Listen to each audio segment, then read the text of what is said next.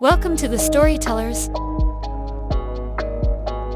Hospitals are places of healing, or so we believe. But what if one room wasn't meant to save lives? Only take them. This is the story of Room 6, and why it should never have been reopened. Nurse Ayesha was excited for her first night shift at St. Augustine's Hospital. It was an old building, tucked away at the edge of the city, and half the staff said it should have been closed years ago, but jobs were scarce. She didn't have the luxury of superstition. She was assigned Ward B, quiet, mostly stable patients. Everything seemed normal until she looked at her roster. Room 6. She blinked. Wasn't that the room they'd warned her about during orientation? During the break, she asked an older nurse about it. The woman hesitated, then leaned in. 3 deaths, 3 nights, all in that room.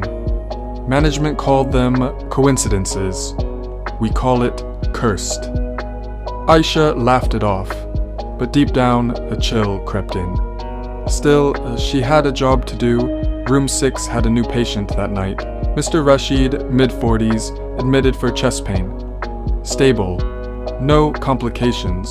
Just after 2 a.m., while doing her rounds, Ayesha passed room 6. She heard something. Whispers, software hushed, like someone having a conversation.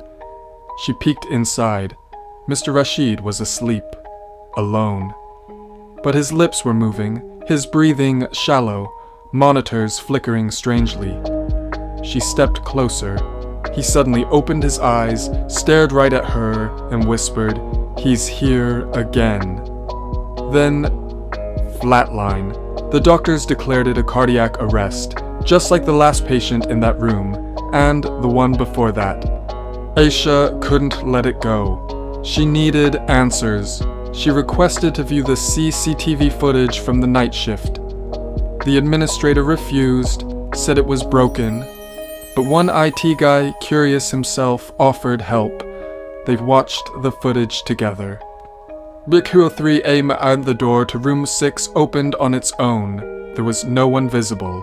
Then something entered, not walking, crawling, gliding, long, thin arms, limbs bending the wrong way, no face, just darkness. It moved straight to the bed, and then vanished. The moment it touched Mr. Rashid, his monitor spiked, then went silent. Ayesha stared at the screen, her breath caught in her throat. "What is that thing?" She confronted Dr. Haroon, the oldest physician at the hospital. His face turned pale when she mentioned room 6.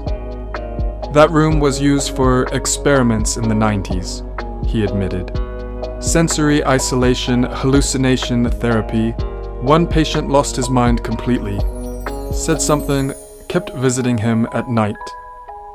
Before he died, he said, he comes at 2:03, and he wants more. They planned to close room 6 for good, but fate had other plans. An emergency came in. No rooms available, the patient, a child. And room 6 was the only open bed. Ayesha volunteered to stay the entire night. She brought a chair, coffee, a flashlight. She would not fall asleep. 1 a.m., nothing. 1:30 a.m., silent. 2 a.m., cold air filled the room. And then 2:03. The child stirred. Ayesha looked up and froze. A shadow slipped in through the closed door. It didn't open. It simply passed through. Tall, twisted, crawling upside down along the ceiling. It dropped near the child's bed. Ayesha screamed and lunged at the creature with the flashlight, but her hand went through it, like smoke. The lights exploded, the monitors blared, then silence. When backup arrived, the child was unconscious, but alive. Ayesha, however, was missing. The security footage showed the shadow retreating, and someone walking out of room 6 behind it. Not the child. It looked like Ayesha, but her face was blurred, her movements wrong, almost as if she was mimicking being human. A week later, a new nurse joined the night shift. She was told 2 things: never fall asleep on duty, and never open the door to room 6 after 2 a.m. They say, it opens by itself now, and if you hear whispering, it's already too late. Room 6 is still open. He still comes at 2:03. Thanks for watching. Please like, share and subscribe our channel for more interesting stories.